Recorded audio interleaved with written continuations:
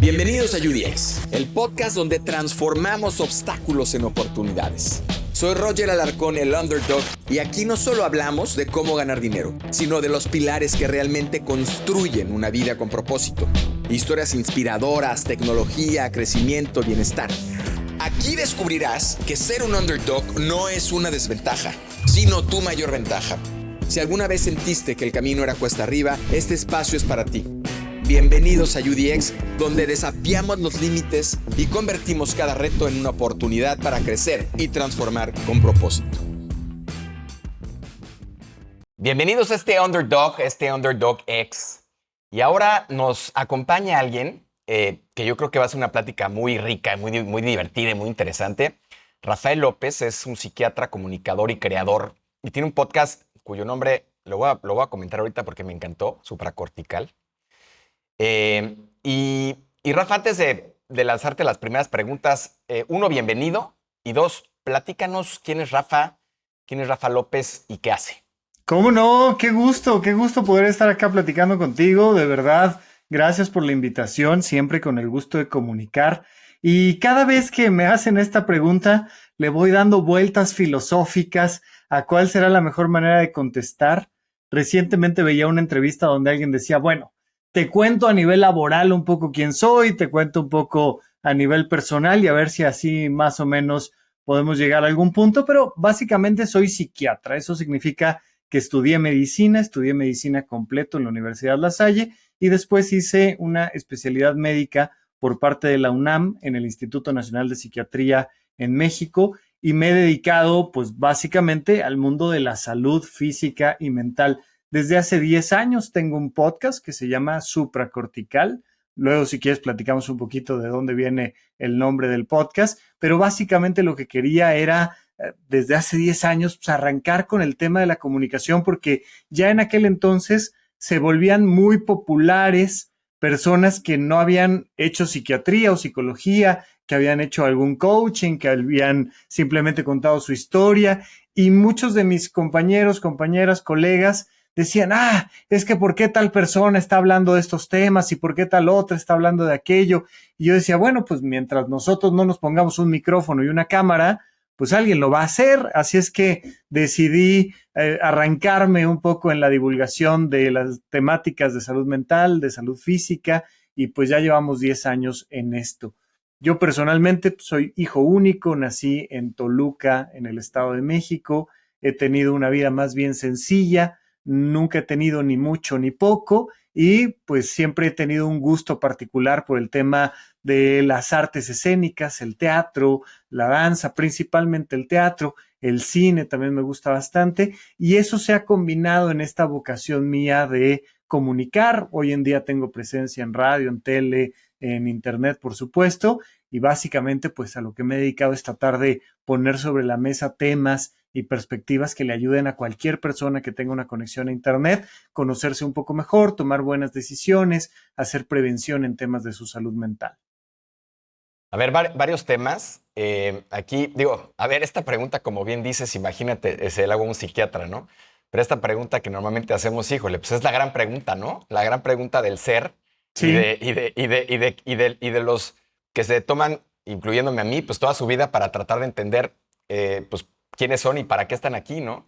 Pero bueno, efectivamente es una pregunta que hay que verla de diferentes lugares y bueno, a ver, eres una, diría celebridad, porque finalmente 2016 hacer un podcast, si no me equivoco, híjole, ¿no? Estás hablando de los inicios de este tema, ¿no? O sea, sí. Verdaderamente eres de los precursores del tema. Y yo cuando escucho supracortical a mí me viene a la mente, y no lo sé, me viene a la mente esta parte de la corteza prefrontal. Sí. Y de esta madurez que tiene la corteza hasta los 25 años. A mí me llama mucho la atención este dato porque en su momento, pues en todo lo que estoy tratando de entender de mis hijos, de mi propia persona y tal, decía, bueno, a ver, ¿qué es lo que pasa ahí? ¿Cómo funciona el cerebro límbico, el cerebro primitivo y la corteza, cómo se desarrolló y en fin, todo este tema? Que hay un par de libros que seguramente has leído buenísimos, muy deep, muy científicos alrededor del tema. Pero este dato a mí me llamó la atención porque luego cuando escuchábamos, tuvimos una recién entrevista sobre el tema de adolescencia y ella, esta psicóloga se dedica a la psicología de adolescentes y hablábamos de eso, ¿no? Que es una época, imagínate, en donde no está madura la corteza prefrontal, pero además tienes una cantidad de hormonas o sea, que te vuelve loco y Sí, no tienes contención, ¿no? Entonces, sí. bueno, es lo primero que me viene a la mente y creo que es un tema interesante porque al final muchos... y platicaba también en otro foro el tema de cómo es posible que a los chavos de 16 años, ¿no? O 17 años les digan, ¿qué quieres estudiar, no? Cuando la corteza no está ni siquiera madura, ¿no? Hasta No, los no, 25 años, no, ¿no? no, no, no, no. Entonces, desde ahí ya tenemos un problema severo, ¿no? Entonces, bueno, a ver, ahorita si quieres nos metemos al tema o los múltiples temas, pero hay una pregunta que te quiero hacer Sí. para arrancar, que la quiero inclusive leer porque me parece eh, muy filosófica, pero muy interesante, ¿no? Que es, ¿qué le pasa a una sociedad que intenta medicar lo que en realidad necesita comprender? No, bueno, pues es que también me avientas todos los temas juntos al mismo tiempo. A ver, vamos despacito, vamos despacito. Y voy a terminar contestando la pregunta que me hiciste, porque, pues, ¿qué le pasa? Pues que se come a sí misma, se destruye.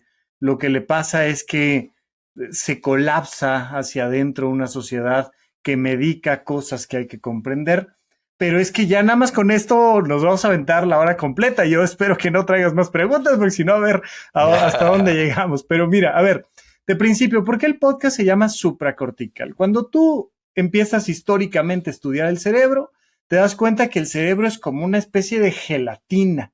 Todo se ve igual, no tiene partes, no abres un cráneo y te das cuenta que tiene áreas específicas que evidentemente hacen ciertas funciones, sino lo que tú ves es un todo gelatinoso blanco y a partir de ahí lo fueron estudiando y se dieron cuenta de que había que partirlo por zonas. Y esas zonas pues empiezan a tener nombres principales y empezamos a hablar de esas zonas. Es como cuando tú estás en una ciudad y, oye, ¿tú por dónde vives? Ah, no, yo vivo más allá del río, o vivo en el centro, o vivo por la iglesia, o vivo, y entonces vas dando ciertas referencias y dices, vivo tras de, al lado de, cerca de, bueno, pues en el cerebro sucede una cosa semejante, que es que el cerebro tiene diferentes áreas y entonces hablas de la corteza cerebral y lo que está abajo pues es lo subcortical. Hablas del puente cerebral y entonces hay cosas que son parapontinas al lado del puente o basales en la base del cerebro. Y entonces, evidentemente, la parte más externa, lo que está más cerca a nuestros dedos cuando tocamos nuestro cráneo, es la corteza cerebral, que tiene sus áreas y una de ellas, la que está cerca arriba de los ojos, es la corteza prefrontal, la que está en la parte de hasta adelante, de hasta adelante, de hasta adelante de la frente. Ahí es la corteza prefrontal y es lo que le hemos atribuido la capacidad que nos hace más humanos. Ahorita vamos a ese punto. Entonces, cuando yo hablo de algo supracortical, hablo de algo que está por encima de la corteza cerebral. Evidentemente no hay nada que esté biológicamente por encima de la corteza cerebral, salvo el aire.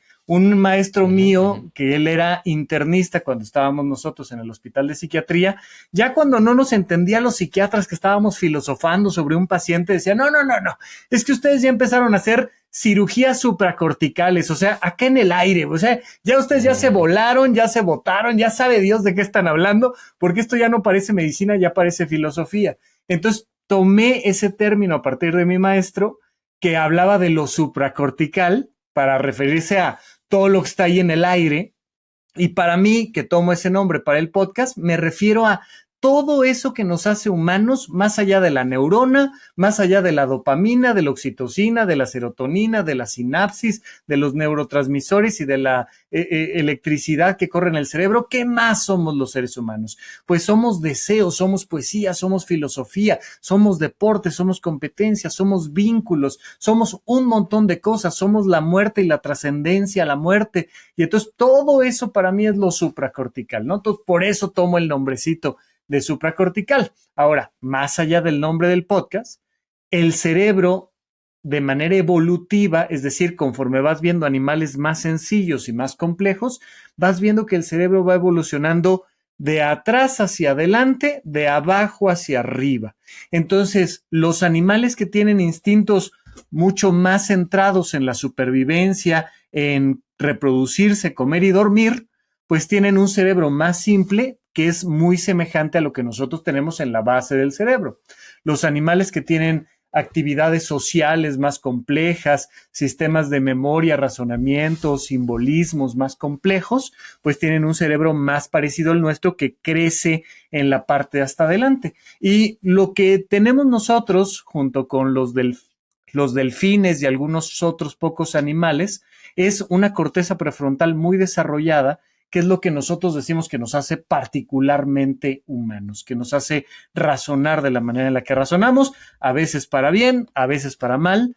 Yuval Noah Harari decía que la gran revolución del ser humano fue cognitiva, fue la capacidad de crear un mundo mental, y entonces en nuestra mente desarrollamos la política, la comedia, desarrollamos todas las leyes que nos vinculan como seres humanos, ¿no? Y entonces ahí viene desarrollándose. Bueno, pues eso, en cada uno de los seres humanos hay una propia evolución, y para que un cerebro se considere adulto, pues tienes que estar hablando de los 21, 25 años de edad.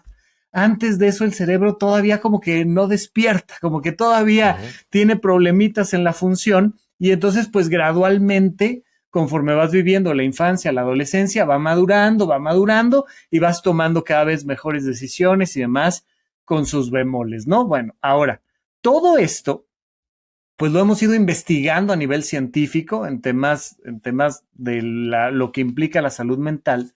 Y desde más o menos los años 70, George Engel decía que nuestra salud mental y nuestro desarrollo como personas depende de factores biopsicosociales. Él presenta el modelo biopsicosocial, y entonces desde los 70 sabemos que nuestro cerebro va a depender mucho de cosas biológicas, psicológicas y sociales. Hemos aprendido mucho de lo biológico. Hemos hecho antidepresivos, ansiolíticos, antipsicóticos. Hemos aprendido mucho qué onda con los electrochoques, qué onda con las convulsiones. Hemos aprendido a hacer resonancias magnéticas. Pero a lo largo de las últimas décadas, te diría yo de los últimos 100 años, y si quieres al rato vemos por qué esa fecha, pero hemos olvidado por completo el impacto que tiene en nuestra vida el entorno social. Y las grandes ciudades, las megalópolis, han hecho un entorno social profundamente tóxico para nuestro cerebro, para nuestra salud física, para nuestra salud mental, para nuestra sociedad completa. Y hemos, desde los 60 más o menos, hace algunos años, hemos empezado a tratar de curar esos problemas sociales con pastillas antidepresivas. Y entonces, pues por supuesto que lo que sucede es que, decimos acá en México, le tapas el ojo al macho, tapas el sol con un dedo y quieres resolver un problema profundamente social con cosas biológicas que, vaya, sirven para cuando es un tema biológico, pero cuando tenemos problemas tan graves como UNICEF, que marca ahora en los últimos reportes que el 50% de las niñas, los niños y los adolescentes tienen problemas graves de salud mental, no es por un tema biológico, es por un tema social. Entonces, ¿qué le va a pasar a una sociedad que da pastillas para esto? Pues que se va a colapsar sobre sí misma, naturalmente.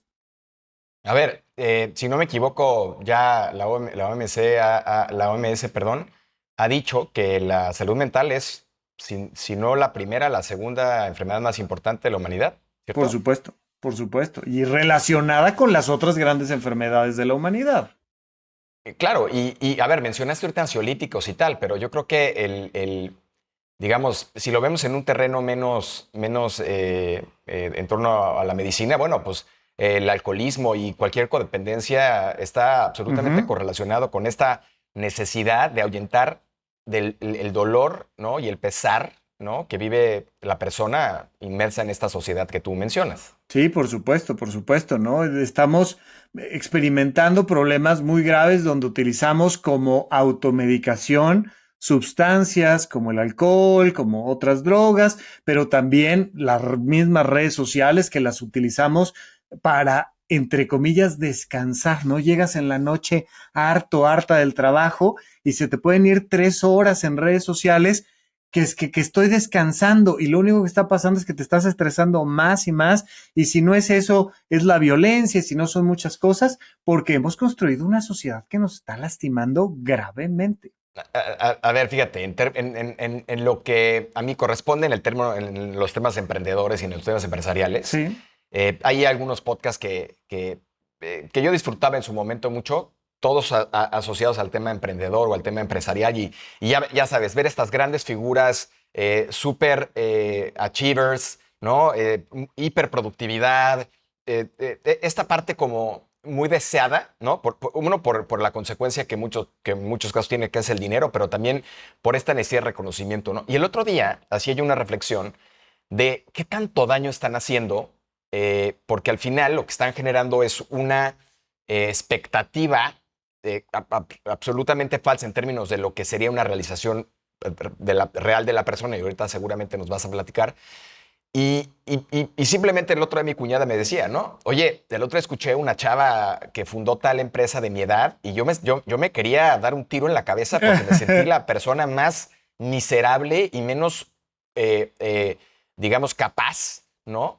Que había. Entonces dije, qué difícil, porque está esta parte de las redes sociales muy triste de esta necesidad de pertenecer y de ser aprobado, ¿no? Pero está esta otra parte que pareciera positiva, ¿no? Por ejemplo, estos podcasts de los que hablo, pero que cuando ya los analiza en el fondo dice, oye, ¿hasta dónde están siendo positivos?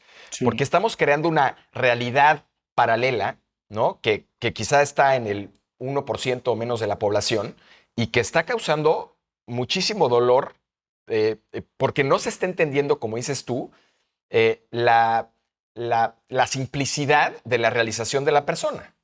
Sí, bueno, es una cosa bien interesante porque nunca le voy a decir a nadie que esté mal buscar crecer y realizarse y monetizar sus talentos y tener el reconocimiento que se merece por un esfuerzo, incluso por un golpe de suerte. Eso todo muy bien. Pero ¿qué pasa? Que hemos construido estas ciudades enormes, este planeta globalizado, hipertecnificado, que nos lleva a, uno, la competencia por encima de la colaboración y dos, a ampliar muchísimo las distancias sociales.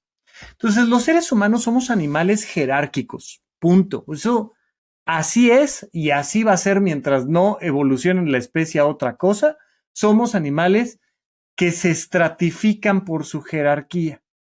Y en cualquier grupo de amigos, en cualquier grupo de trabajo, en cualquier grupo familiar, alguien manda y alguien obedece. De repente, para ciertas cosas alguien manda y para ciertas otras alguien diferente. De repente, pero siempre hay un estrato. Hay el que está arriba del otro por conocimiento o por edad o por fuerza física o por economía, pero nos estratificamos.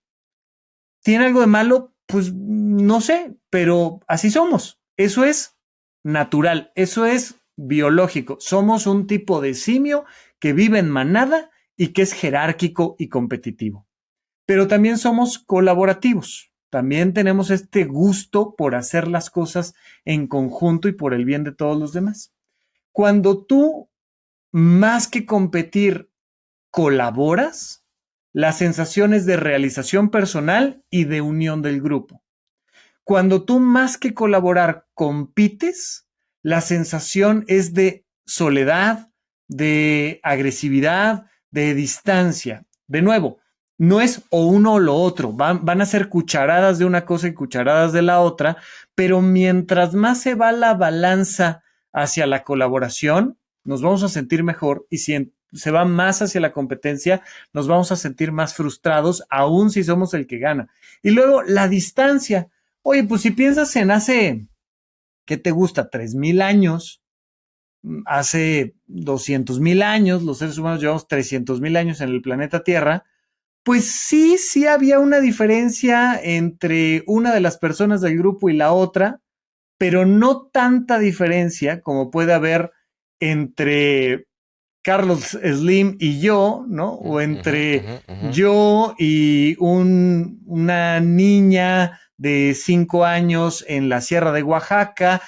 Las diferencias son brutales, las cantidades de Brutal. cosas a las que tienes acceso o no, de los privilegios de los que gozas o no, se vuelven tremendos. Entonces, cuando de repente nos conectamos de una manera inadecuada a un contenido donde alguien nos dice cómo vendió la empresa después de 3 años de emprendimiento, Ujú. ya sabes, una evaluación de 200,000 millones de dólares, y uno dice, y yo aquí comiendo pollito, o sea, ¿qué onda? ¿Qué está Exacto. pasando acá? Y sí puede venir mucho este FOMO, este fear of missing out, esta frustración, pero hay manera de darle la vuelta a eso también. A ver, yo hablaba en otro podcast que mucho de este proceso, no sé si reversivo, pero tiene que ver con el sedentarismo del ser humano, ¿no? Cuando se convierte en sedentario y alguien empieza a acumular, ese que empieza a acumular se convierte en esta persona que es la que da empleos y la que presta dinero y Sí. entonces empieza jerarquía y cuando digo descomposición, o sea, al final creo que todo sistema tiene un trade-off, ¿no? En el caso de nosotros, en el que vivimos en el capitalismo, pues hay un trade-off, ¿no? Y dice este cuate Naval Ravikant, que es como este filósofo empresarial, pues que a él particularmente no le gusta mucho el tema de la competitividad así, ¿no? Porque entonces nos lleva a una suma, digamos, no necesariamente una suma cero, ¿no? Sino Ujú, siempre tiene que haber alguien que tenga más o ujú, alguien que gane, ujú. ¿no? Y entonces él habla de una idea y quizá filosóficamente potencialmente real, que es esta parte en donde, en esta idea de colaboración, ¿no? No hay sumas negativas, sino siempre todo mundo puede ir escalando en un sentido optimista, ¿no? Y bueno, ya si nos metemos ahora con la IA y con estas visiones de largo plazo del salario universal Universal, y de todas las sí, cosas que podemos generar, bueno, yo creo que va a haber, ahí hay una discusión riquísima, interesantísima de lo que puede sí. suceder. Pero me quiero regresar un poco a esta parte que hablabas de los 100 años, ¿no? Estos 100 años atrás y cuando empieza esta entendimiento de las afecciones sociales, ¿no? Que Ujú. tenemos en términos mentales. Y no sé, ahorita no sé si tengan que ver con Freud, con Jung o con quién, ahorita nos vas a platicar. Que por otro lado, yo ahí tengo un autor que a mí me fascina, que es Alfred Adler, que me parece es increíble en cuanto a la parte de cómo resuelve muchos de los problemas, pues no sé si mentales, Ujú. porque al final tiene mucho que ver con el, en esta socialización, ¿no? Cómo vas descubriendo la salud para poder, en su teoría y en su fórmula que él marca, pues poder tener esta felicidad o esta plenitud, ¿no? Pero bueno, luego platicamos de él. Pero regresamos y cuéntame estos 100 años antes, ¿qué pasa que realizamos esta necesidad? No, en realidad lo que sucede es que llega la revolución industrial, es decir, sí, ciertamente hemos ido teniendo muchos puntos a nivel histórico con el tema de cómo nos volvimos de nómadas, de cazadores recolectores a personas sedentarias, y eso por supuesto cambió el juego para siempre, permitió esto que dices de empezar a quedarme yo con capital que tú no tienes y empezar a generar ese tipo de juegos. Pero cuando llega la revolución industrial, empezamos a pensar que somos máquinas. Y ahí viene un gran error, ¿no? Y se empieza a dar el enfoque de todas las personas, empiezan a cambiar su escala de valores hacia la productividad. De lo que se trata Ujú. es de la productividad, de lo que se trata es de que vendamos más, de lo que se trata es de que el mercado siga subiendo, de lo que se trata es de cuánto facturas, pero además se trata por encima de tu salud, por encima de tus vínculos, por encima de muchas cosas, ¿no? Y le digo yo a las personas, ahora el tema del trabajo es que precisamente porque estoy trabajando, no tengo tiempo para dormir y porque estoy trabajando no tengo tiempo para hacer ejercicio y porque estoy trabajando no tengo tiempo para comer bien y porque estoy trabajando no veo a mi familia y porque estoy trabajando, no, y todo porque estoy trabajando, porque lo que estoy haciendo es produciendo y soy una máquina que produce. Mientras que antes de la revolución industrial, pues dormía bien porque tenía trabajo, hacía ejercicio porque pues tenía trabajo, comía con mi familia porque tenía trabajo, conocía gente, convivía con la naturaleza porque tenía trabajo. Entonces, con la revolución industrial se da un fenómeno bien interesante donde empezamos a creer que somos máquinas, pero como no somos, pues empezamos a tener enfermedades laborales, surge la medicina laboral. Hasta antes de la revolución industrial no existía la medicina laboral y no existían conceptos que hoy en día nos parecen la cosa más común del planeta, como las vacaciones, ¿no? Las vacaciones no existían. ¿Por qué no existían las Claro. vacaciones? Pues porque trabajabas para comer y si querías comer ese día, pues había que trabajar. O sea, que querías leche de vaca, pues ibas y ordeñabas a la vaca. Querías tener comida al rato, pues había que sembrar, secar los granos, ponerlos en el granero, separarlos. No había vacaciones, no había, ay, vacaciones, una semana, puente, verano, no. Cuando empezamos a trabajar en las fábricas, cuando nos volvimos estas máquinas de fábricas, que desde Charles Chaplin, te acordarás de la película esta de tiempos modernos, se ve el ser Ujú. humano ya siendo convertido en una máquina y siendo devorado por los engranes de las máquinas y empezaron a surgir como en caricaturas de fantasías animadas de ayer y hoy, ¿te acuerdas? Llegaba Ujú, ujú. el hombre del trabajo y una máquina lo sentaba, le daba de comer, lo rasuraba, le manejaba el auto y toda esta visión de los supersónicos y demás, porque nuestra vida se volvió esta idea de soy una máquina.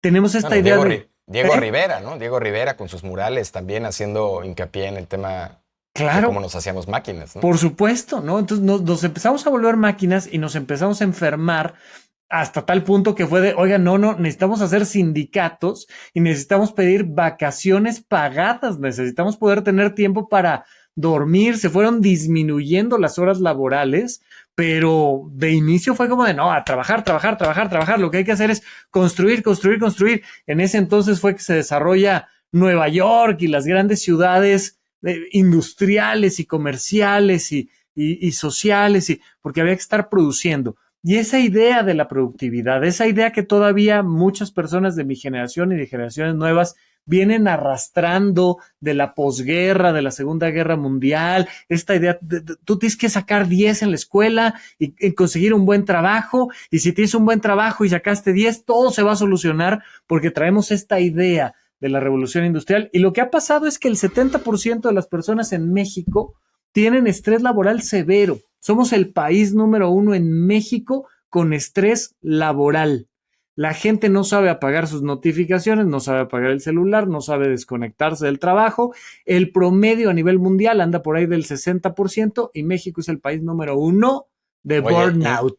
y que está relacionado seguramente con esta otra cifra que es que somos el país que más trabaja o de los países que más trabaja Por en términos de supuesto. horas, Claro, por ¿no? supuesto, ¿no? Y si a esas horas le sumas los traslados al trabajo en ciudades, sobre todo Ciudad de México, Monterrey, Guadalajara, un tanto cuanto Querétaro, pues trabajas todas esas horas, 10 horas diarias o más o menos, más una hora y media, 2 horas de ida, de vuelta.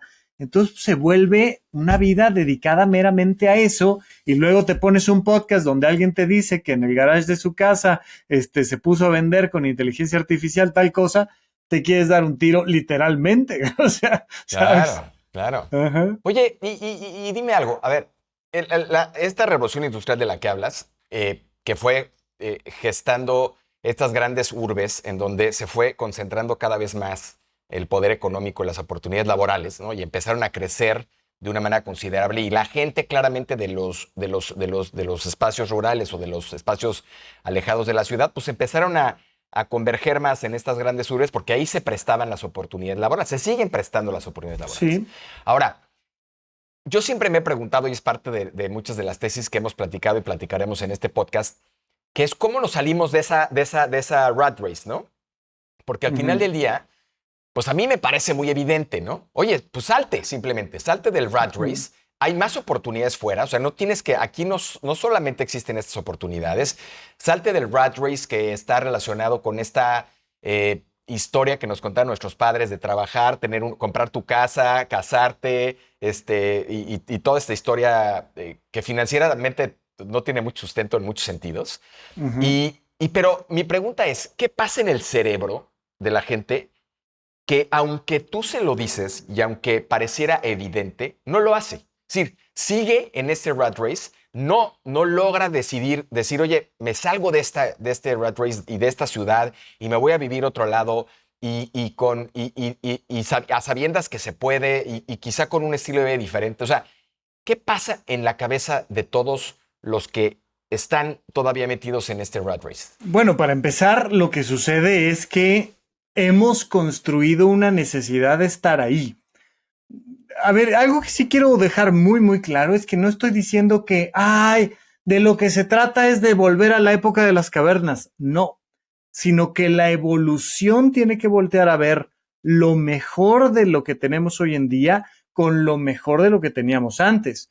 No estábamos mejor antes, y esto lo quiero dejar muy claro. O sea, hemos logrado acabar con un montón de enfermedades, con muchísimo de la pobreza, de la hambruna. Hoy en día en el planeta tenemos la capacidad de darle de comer a cualquier persona en el planeta. Si no lo hacemos, es por otro tipo de conflictos políticos, ideológicos, pero físicamente tenemos la capacidad de que absolutamente ningún ser humano muera de hambre en este planeta. Pues estamos muy bien en muchos sentidos. Y en ese sentido, esas cosas que nos hacen estar muy bien son atractivas para el gran público y entonces se empieza a volver, le dicen por ahí, la esquina del movimiento. Pues es que todo pasa en las grandes ciudades, la cultura pasa en las grandes ciudades, los deportes pasan en las grandes ciudades, las investigaciones pasan en las grandes ciudades, la política pasa en las grandes ciudades. Entonces esta búsqueda naturalmente de tener una vida mejor nos lleva a concentrarnos en grandes ciudades que cometen muchos errores de cómo generar este proceso. Hay por ahí una película bien linda que se llama La culpa la tuvo Voltaire o La culpa la tiene Voltaire, donde los personajes dicen, no, pues yo me vine acá a Francia porque se suponía que esta era la tierra de la libertad y la oportunidad antes de que Estados Unidos fuera la tierra de la libertad y la oportunidad, pues era Francia y Voltaire escribió sobre eso y yo vine aquí a Francia a tratar de pasármela increíble y estoy viviendo en las calles, me la estoy pasando con frío, tengo hambre. La culpa la tuvo Voltaire que me dijo que de esto se trataba. Entonces también hemos construido esta narrativa donde lo que pasa tiene que pasar en las grandes ciudades. Y entonces en las pequeñas ciudades o en los pequeños pueblos no tienes acceso a servicios de salud, no tienes acceso a servicios deportivos, no tienes acceso a ciertas oportunidades laborales, no tienes acceso, oye, sí, pues aquí podremos dormir muy bien 8 horas, pero oye, igual le sufrimos, igual estamos asediados por la violencia, el narcotráfico, por las adicciones. Entonces, no quiero decir que, ay, qué bonito se vive en los pueblos o qué padre se vivía en las cavernas, sino que el problema que tenemos hoy en día es que hemos construido estas ciudades dispares, hiperconectadas con los aparatos, completamente desconectadas de las personas, con niveles de adicción a estímulos, con un discurso de una escala de valores de hay que vender más, hay que producir más, hay que ser el más exitoso, hay que ser el número uno, hay que hacer historia, hay que hacer, ¿no? Y eso es lo que nos está lastimando, pero sin duda alguna no se trata de, ay, pues agarra tus maletas y vete. Sí hay que tomar ciertas decisiones individuales para que ya sea que vivas en un pueblo o ya sea que vivas en la gran ciudad, de todas maneras tú puedas estar mejor cubriendo tus propias necesidades. Eso creo que sí. Sin embargo, sí hemos desarrollado este mundo donde, bueno, oye, pues yo quiero que mis hijos vayan a la universidad. Pues, ¿dónde hay universidad? Pues aquí y acá y acá. Y son las buenas, pues las que tienen más renombre y que te van a conectar más con personas, pues son esta y esta, pero pues hay que moverse y hay que trasladarse y hay que migrar. Y los seres humanos siempre hemos tenido esta naturaleza por migrar, por movernos hacia un lugar donde aparentemente las cosas están mejor. En ningún lugar en ninguna sociedad, en ninguna época las cosas han estado perfectas, pero sí hemos desarrollado pues nuestros propios problemas de haber creado estas propias sociedades. Sí, a ver, yo coincido contigo y al final yo también, y lo reitero, creo que el capitalismo es y ha sido hasta hoy el vehículo más eficiente de Sí, generación de valor. Sin embargo, en esta generación de valor ha habido muchísimos atropellos, por decirlo de alguna manera, sí, ¿no? Hemos atropellado el sentido por la persona misma, ¿no? Es decir, por su propio bienestar. Hemos atropellado, como dices tú, muchos valores importantes de cara a enaltecer el dinero y ponerlo como parte de la pieza central en donde giran nuestras vidas. O sea, ha habido una serie de temas que se han venido dando en esta evolución de los sistemas que, como bien dices tú, son los que hoy nos están dañando. sí. Ahora, ¿cómo, cómo darnos cuenta? Es decir, yo veo, y lo platicamos en la primera sesión que tuvimos, yo veo una sociedad con, y dime por favor si hay datos duros en ese sentido, pero veo una sociedad que está cada vez más, eh, como decías tú hace rato, ¿no? Cada vez más desconectada, Uh-huh. cada vez más enojada, molesta, cada vez más hipersensible, ¿no? Y también claramente las redes sociales, los medios sociales no nos ayudan porque ahora todo el tiempo nos están bombardeando con estas imágenes en donde todo el mundo está peleando por todos lados, ¿no? Sí, Ahora veía en el evento de la Fórmula 1 de México, ¿no? Salían pelea por aquí, pelea por allá, pelea por sí, doquier, ¿no? sí. Pero sí veo que hay esta parte y no digo de los mexicanos, en general de la humanidad, que está resentida, enojada y que de alguna manera está tratando de sacar esto, pero estoy seguro que no sabe por qué está enojada, por qué está resentida y está dejando al instinto emanciparse y no está claramente logrando nada. ¿Cómo identificar en cada uno de nosotros, Rafa, esta lucha, ¿no? Que tenemos y cómo saber y entender qué está pasando y qué tenemos que hacer para lograr, de entrada, y lo decíamos en otro podcast hace unos días, de entrada, entender que si nosotros no estamos bien, todo lo demás está mal, ¿no? O sea, Sí, si yo no estoy bien como papá, pues ¿cómo voy a estar bien con mis hijos y no hay cómo mis hijos manera. van a estar bien, ¿no? Entonces, Claro. ¿cómo darse cuenta y qué hacer? Sí, bueno, a ver, entendamos que los seres humanos estamos viviendo el principio de una adolescencia, ¿no? De la adolescencia tecnológica, nuestra adolescencia como especie, y estamos viviendo lo mismo que le pasa a un adolescente.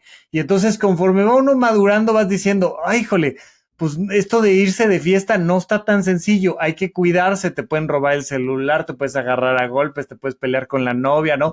Y entonces, ay, ya te sientes muy grandote porque ya te puedes ir de fiesta con tus cuates, o ya te puedes ir a un partido, o ya te puedes ir, y conforme va uno envejeciendo, uno va diciendo, ay, no, hace frío allá afuera, déjame ponerme un suétercito porque me va a dar en la garganta, y no, cuando eres adolescente, no, y me voy a aventar, y a mí no me pasa nada, Ujú, y ujú. entonces los seres humanos estamos viviendo esta adolescencia donde creemos que no nos pasa nada y necesitamos empezar a poner atención en lo que no nos gustó de la fiesta.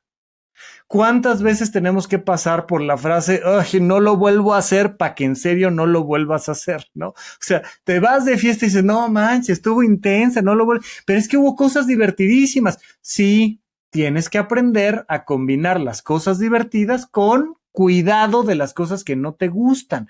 Güey, no te vas a pelear por eso. Está bien, dale la razón, no pasa nada. A ver, no tomes tanto, combínamela con una de agüita, tal.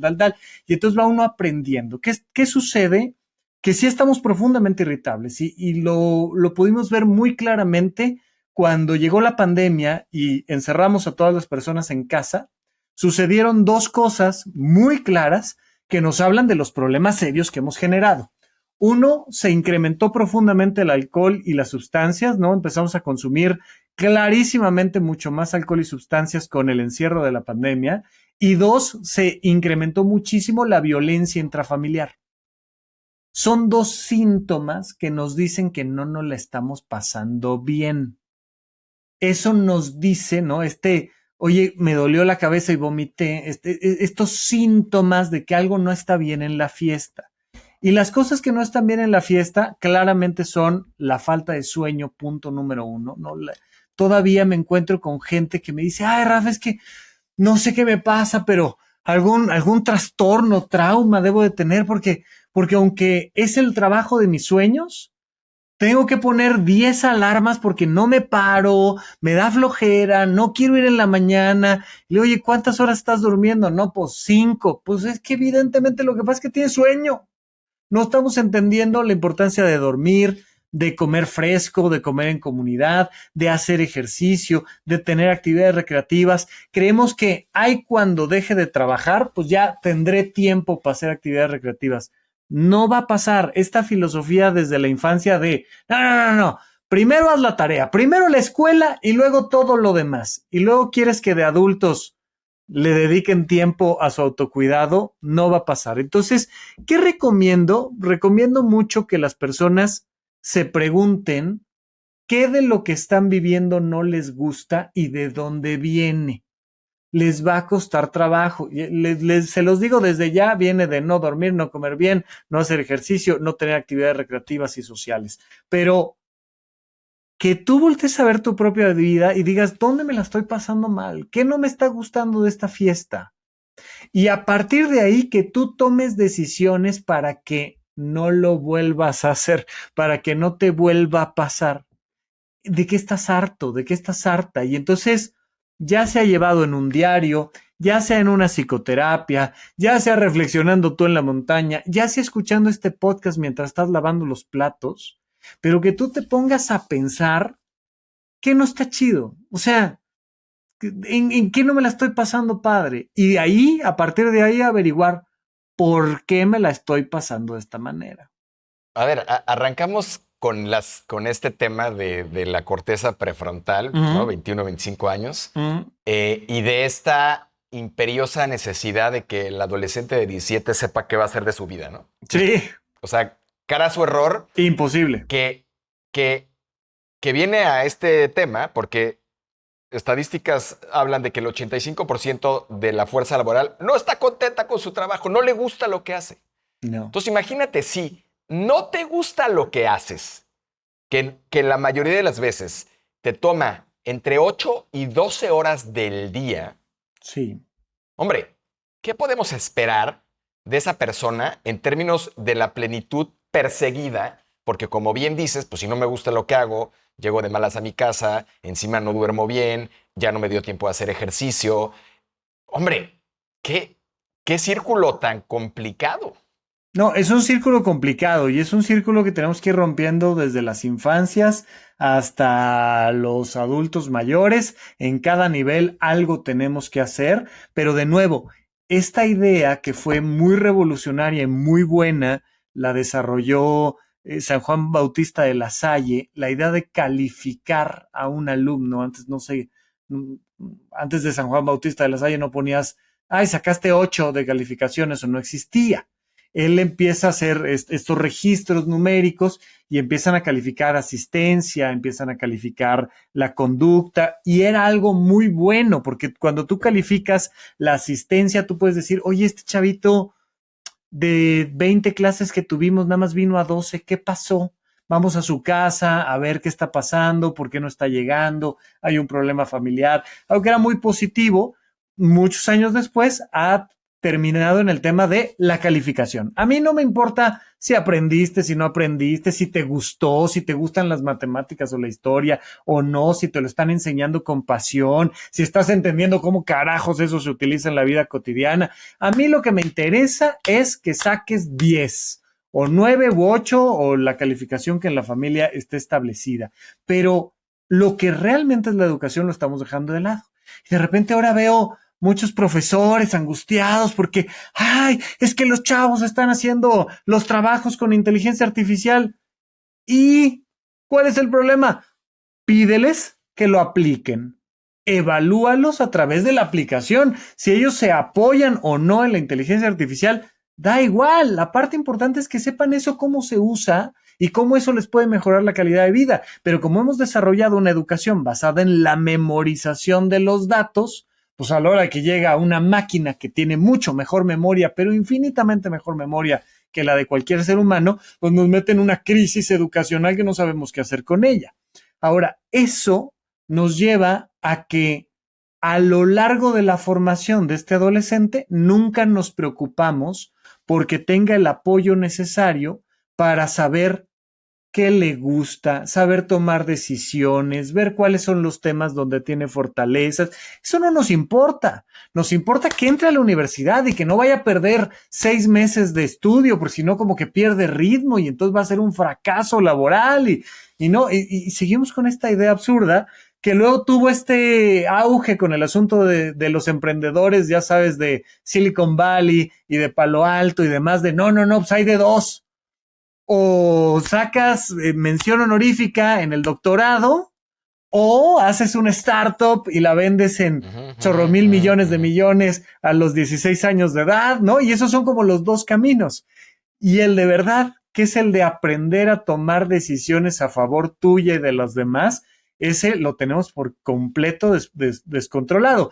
Si a esto le sumas factores socioeconómicos donde mucha gente pues no tiene el respaldo familiar, económico, físico, para poder salir a explorar sus vocaciones, pues nos metemos en un lío, porque es como de, no, estudia y ponte a trabajar algo y que te den el cheque, y luego traemos problemas serios con también los embarazos no deseados, entonces, pues ya llegó tu responsabilidad, pues ya tu vocación, olvídate de la vocación, hay que darle de comer al chamaco, a la chamaca, y no hay más, ¿no? Y entonces entramos en estos círculos viciosos donde una cosa le pega a la otra y donde esa te complica la anterior y entonces salir de ahí está complicado, pero tenemos que empezar gradualmente yo te diría, en la infancia, enfocarnos en una verdadera educación basada en que las personas sepan tomar decisiones en entornos donde se sientan seguras y amadas. Eso para las infancias.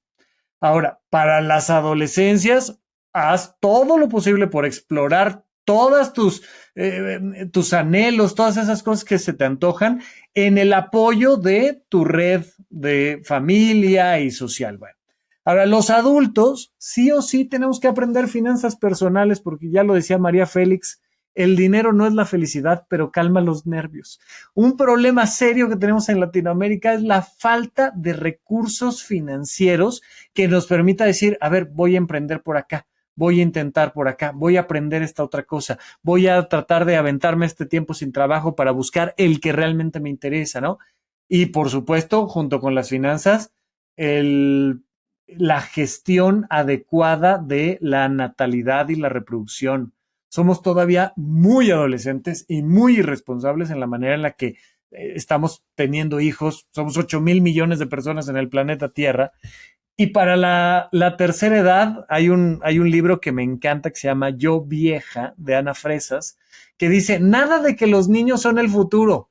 Las viejas somos el futuro. Las mujeres mayores de 60 años somos el futuro porque todavía nos quedan 30 años de pasarnos la increíble, de ser productivas, de disfrutar la vida y realizarnos cuando ya dejamos atrás todas esas cosas que antes nos limitaban, ¿no? Entonces, en cada punto tenemos que empezar a meter la cuña para romper este círculo vicioso que no nos suelta. Híjole, dijiste muchas cosas Muchas muy cosas. importantes ahorita en esto que acabas de decir. Ajá. Vamos, rescato desde la parte de la educación con amor, pero entre otras, el tema de las finanzas a mí me parece tan necesario. Sí. Pero brutal. Esto que dices de México, no es México, es el mundo. Sí. O sea, la gente no sabe gestionar sus finanzas. O sea, No. yo tengo gente que he entrevistado, expertos, educados en las mejores escuelas, que han cometido los peores errores financieros a nivel personal. Correcto. ¿No? Se endeudan con la tarjeta de crédito, ya no saben luego cómo salir de acá. No, y los he tenido yo en terapia, o sea, no, ya sabes, no, grave. Compran una casa y después ya no saben cómo pagarla. Y vamos, cifras que seguramente tú conoces mejor que yo. la mayoría de los divorcios vienen por problemas financieros, ¿no? Sí, El dinero es el gran activo, la gran religión que todos profesamos todos los días y no sabemos cómo llevarla, no sabemos cómo hablarla. Y creo que es un gran tremendo. tema. Yo creo que Sí, eso que dices de las finanzas, yo lo llevaría no solo a los adultos, sino a los niños. ¿Y cómo le enseñas al niño desde el principio a entender ese tema financiero? ¿Para qué se usa el dinero? ¿Cómo se usa? de El acuerdo. ahorro, la inversión, etcétera. No creo que funda. Ahora, dime algo, ¿por qué o cuál sería tu opinión sobre estábamos hablando de esta hiperproductividad, de esta necesidad de crecer todo el tiempo, el que no crece no sobrevive, etcétera, etcétera. Y hablando de las economías, pues tienes a los productos internos brutos medidos en principio por la capacidad de generación de valor económica. Ujú, Sin embargo, tienes otros lados como Bután, que tiene el tema de la felicidad inserto en su Producto Interno Bruto. ujú. ¿Hasta dónde las economías? Porque lo que tú decías es muy importante. O sea, si seguimos manteniendo los KPIs, los OKRs, todos alrededor de la generación de Sí, dinero, de utilidades, y no el gobierno, los gobiernos marcan que parte de el éxito de un país podría ser medido en función de la felicidad, y habrá que definir felicidad, pero de sus ciudadanos, creo que puede empezar a haber ya una conciencia y un movimiento más importante, no solo de la persona, de las familias, de las sociedades, a decir, oye, espérame tantito, yo no entendía que yo tenía que ser feliz. sí, sí, sí, sí, por supuesto. A ver, pasa una cosa muy importante que ya la comentaste de una u otra manera, es que esta fiesta a la que estamos invitados y de la que no nos podemos bajar ahorita del barco, no es como estar en medio de una fiesta en un yate, pues no te puedes bajar, o sea, no te puedes aventar por la borda y ya, y nadar a la orilla, o sea, no va a Deriva. pasar, estamos aquí, estamos en el bote y el bote se llama capitalismo, ¿no? Pues así se llama el juego. Entonces, gradualmente hay que empezar a meter estas otras variables, pero el juego se llama capitalismo y en ese sentido me encantó que dices, a ver, si lo que más nos importa es el dinero, pues mínimamente aprendamos a tener finanzas personales sanas. Eso ya Ujú. cambia mucho la mentalidad y nos ayuda, insisto, a poner un punto donde vayamos frenando este círculo vicioso. Me encanta porque necesitamos empezar a movernos de una idea de que lo opuesto a la carencia no es la abundancia, sino la suficiencia. Es decir, nos cuesta mucho trabajo decir, ah, esto es suficiente para mí, gracias. Eso no significa que esté mal crecer, no significa que esté mal producir más, no, significa que debe de haber un punto donde una persona pueda decir, esto que ya es suficiente para mí lo voy a disfrutar. Tiene más que ver con un factor emocional que económico. Oye, y si te doy 1,000 pesos más por una chamba, bueno, dámela. Pero ya no estoy enfocado en sacar hasta el último centavo estoy enfocado en sentir que es suficiente y en ese suficiente encontrar un balance adecuado que me permita disfrutar de mi propia calidad de vida. El juego se llama capitalismo. Hay que producir, hay que generar, hay que ahorrar, hay que invertir, pero sobre todo hay que saber en qué vamos a gastar nuestro dinero, pero más importante, nuestro tiempo, y recordar que si algo tenemos que comprar más que con ese dinero, con ese tiempo, se llaman vínculos altamente significativos. El estudio científico más largo que se ha hecho, lleva 80 años haciéndose en la Universidad de Harvard en torno a la felicidad, nos dice que hay muchas variables que hacen felices a las personas. Al final, se llamará capitalismo el bote en el que estamos haciendo la fiesta, pero lo que queremos es pasárnosla bien en la fiesta. Se llame como se llame el yate, ¿no? Pues Ujú. queremos pasárnosla bien. Y la pregunta que hace la Universidad de Harvard es, ¿qué hace que una persona, mientras está en la fiesta, se la pase bien? Y hay muchas variables, pero la principal y que más peso tiene se llama vínculos significativos, es decir, pasártela bien con las personas que amas. Pues hay que gastar dinero en eso. Claro, todos entendemos que una empresa necesita este punto de retorno de inversión que utiliza para volver a invertir y para volver a crecer. Necesitamos entender necesariamente como emprendedores que yo tengo que gastar en mi propia empresa para llegar más lejos, claro. Pero en la familia también necesitamos meter esta inversión. Hay que meterle una inversión fuerte de dinero, pero sobre todo de tiempo para que los vínculos se fortalezcan y crezcan. Nunca habíamos sido tantas personas en el planeta Tierra, 8,000 millones de personas. Nunca nos habíamos sentido tan solos. Nunca. ¿Qué pasa? Que no es falta de gente, es falta de tiempo. Y entonces, si no gastamos nuestro tiempo en nuestra gente, la empresa, que se llama la familia, que se llama la felicidad, no está reinvirtiendo en su crecimiento. Si no gastamos tiempo, dinero, esfuerzo, cariño en nuestra propia empresa, que son los vínculos con nuestra familia, con nuestros amigos, con nuestros colaboradores, esa empresa se viene abajo naturalmente y nos sentimos profundamente solos. Y pues, ¿a qué le metiste dinero? A la empresa que factura. Ah, ¿y cómo está la empresa? Creció. ¿Y cómo están tus vínculos, tu familia, el amor que tienes con las otras personas? Pues decayeron. ¿Por qué? Pues porque no le invertiste, punto. Pues es que es así de simple, ¿no? Entonces, tratar de encontrar esa manera en la que yo reinvierto de manera suficiente. Me encanta el concepto. A ver, las nuevas teorías de la motivación están justamente alrededor de lo que acabas de decir y dicho por un profesor de Harvard también en ese sentido. Y hay un chiste que dice de dos hedge fund managers que no puedes tener gente tan capitalista como un hedge fund manager, ¿no? Porque está hablando uno con el otro, le dice, oye, pero yo veo que tú tienes un potencial gigante, o sea, tú podrías tener un barco, podrías tener un avión de este tamaño, podrías tener más casas y tal. Y le contesta el otro, ¿no? Le dice, sí, pero es que tú no puedes tener lo que yo tengo nunca. Y le dice, ¿y eso qué es? Suficiente.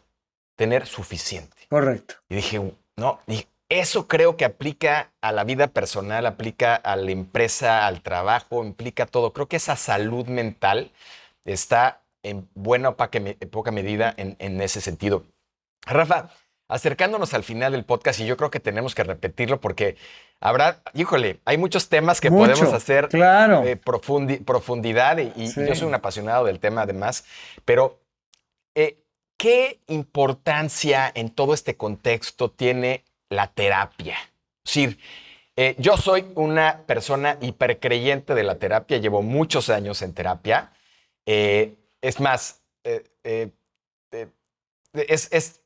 me da felicidad saber cuando, cuando voy a ver a mi terapeuta. Eh, pero, ¿qué tan importante es el llevar o no una terapia? Existen ahora una diversidad importante de terapias, desde yo particularmente tomo la cognitivo-conductual, pero hay una cantidad importante de terapias. Y unas nuevas o muy modernas, por ejemplo, basadas en psicodélicos, ¿no? En profundidad de la conciencia y otras cosas ahí muy Correcto. sofisticadas. Pero, Sí. ¿qué tenemos que entender de la terapia? ¿Quiénes la necesitamos? ¿Cuándo la necesitamos? Platícanos más de... Bien, la terapia afortunadamente se puso de moda desde hace algunos años, más o menos en los 80s, 90s, empezó a cambiar la perspectiva de la terapia, se empezó a normalizar. Hoy en día está muchísimo más normalizada esta idea de ir a terapia, pero, a ver, dejando súper claro que yo soy psiquiatra, de que me he movido en el mundo de la psicoterapia desde hace mucho tiempo, les diría yo, hemos construido la idea de que la terapia como tal es la solución a nuestros problemas de salud mental y no es cierto, ¿no? De nuevo, la salud mental es bio, psico, social y la terapia está en el elemento 2, en el eje 2, que es la parte psicológica.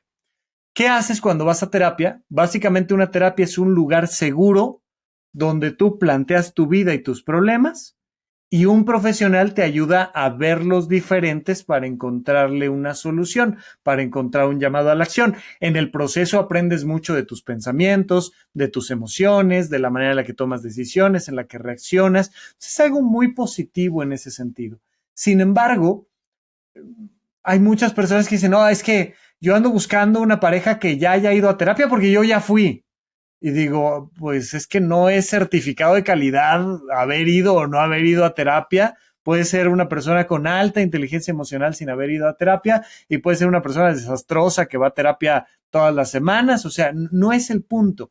Ayuda, sí. Ante la duda, hay que ir a terapia. Si te gusta y estás encontrando un valor en ello, por favor, no la sueltes.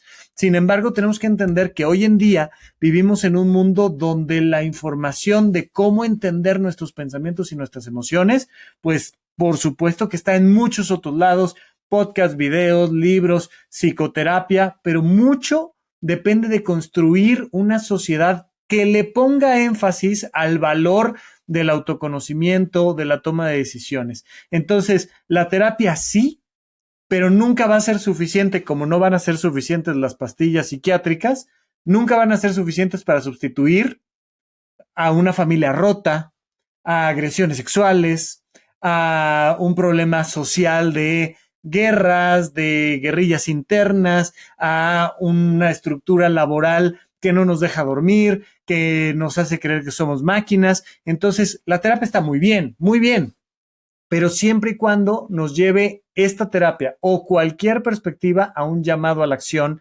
que es cómo puedo vivir mejor allá afuera en la cotidianidad. Ahora, cualquier persona que tenga emociones negativas intensas, constantes todo el tiempo, que esté viendo afectadas sus diferentes áreas, su salud, su familia, su trabajo, vale la pena acercarse a un profesional de la salud mental, un psicoterapeuta, una psicóloga, un psicólogo, un psiquiatra, y entonces decir, oye, podemos platicar, a ver si hay algo en lo que me puedas ayudar, y entonces acercarnos a la terapia, pero entender que la salud mental no se basa únicamente en estar yendo a terapia, sino que es como un punto de corte, ¿no? Es como cuando revisas qué tal te fue en los exámenes y ves qué pasó, pero la vida y la salud mental sucede en el día a día, en cada una de las clases, en cómo te llevas con tus compañeros y ya al final vamos a revisar qué onda, por qué sacaste 6 aquí, 8 acá, pero es solo un punto de anclaje que nos va a ayudar en mucho a mejorar nuestra salud física y mental. Pues mira, lo dijiste, creo que al final muy bien. Y es como, ahorita que lo decía, siento que es como regresar a Sócrates y Aristóteles, ¿no? El autoconocimiento. Es Sí, decir, esa es la base, ¿no? O sea, no el hay más. autoconocerte, el saber entender tus emociones, tus pensamientos, cómo influyen en tu acción, ¿no? Como decías tú, qué te gusta, qué no te gusta, qué codependencias tienes. Sí, creo que ese es el gran punto en donde si somos capaces de tener la conciencia de esta necesidad de autoconocernos, como bien dices, puedes tomar el camino del deporte, el camino de la terapia, el camino de la buena alimentación, el camino de la meditación, el camino de un trabajo que te genere placer, que te dé trascendencia, ¿no? Entonces, vamos a quedarnos con el tema del autoconocimiento. Rafa, ha sido un verdadero placer tenerte. La verdad es que yo podría quedarme horas porque me encanta el tema, me fascina. Creo que hay muchísimo que hacer y creo que el mundo con tantito de tanto de lo que tú dices y compartes puede hacer la diferencia. Cuéntanos en dónde pueden encontrarte nuestros underdogs para entender mejor, hablar con algún especialista, si eres tú mejor. ¿Dónde te pueden encontrar y seguir esta conversación? Claro que sí, en todos lados, en las redes, en YouTube, en donde sea, en el podcast, póngale ahí Rafa López Psiquiatra y aparezco y con todo gusto cuando quieras acá venimos y platicamos porque como que platicamos muy por encimita de muchos temas súper importantes, a cualquiera le podemos hacer doble clic y clavarnos en uno específico. Encantado de que me hayas invitado a platicar por acá contigo y pues acá seguimos. Es más, te voy aquí ¿cómo se llama? A medio meter el pie porque me encantaría ver si nos aceptas en el futuro. Quizá podemos hacer como una serie, Uh -huh, ¿no? uh -huh. De algunos temas puntuales Claro. que podamos platicar, porque creo que es fundamental, Rafa. O sea, yo sé que tú lo haces, digo, lo haces de una manera extraordinaria y tienes un alcance fantástico con todos los medios que haces, pero a mí quizá desde otra óptica distinta y asumiendo este tema del underdog que traemos, me encantaría meter más temas particulares, quizá lo podemos ir planeando, porque yo creo que de veras lo que tú haces y cómo lo haces y el mensaje de veras es muy poderoso y puede cambiar vidas y puede cambiar, digamos, la manera en la que una persona puede desarrollarse como profesional, persona, padre, etcétera. Entonces, hagámoslo. Encantado, yo feliz de venir por aquí contigo a platicar. También, si te dejan los comentarios y nos dicen qué temas quieren que abordemos, con todo gusto lo hacemos en el futuro. Pero lo importante es eso, ¿no? Hoy en día, afortunadamente, hay más y más y más conversaciones al respecto. Mucho podemos aprender de muchas cosas. Aprendan, conózcanse, vayan a terapia, pero sobre todo, ¿no? Cuiden su salud mental desde lo más básico que es su salud física. Ahí importantísimo, no olviden las finanzas y pues mi Roger, acá platicamos cuando tú me digas. Gracias, mi Rafa. Pues muchas gracias de nuevo. Esto fue Underdog X. Nos vemos en el siguiente episodio. Gracias por estar con nosotros en este episodio de UDX. Si este episodio te dejó con ganas de más, no olvides suscribirte en Spotify y YouTube para continuar escuchando historias que te empujen a ser la mejor versión de ti mismo.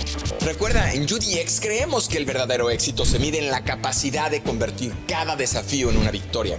Y el impacto positivo es lo que realmente deja huella. Dicho de otra manera, transformación con propósito. Nos escuchamos en el próximo episodio.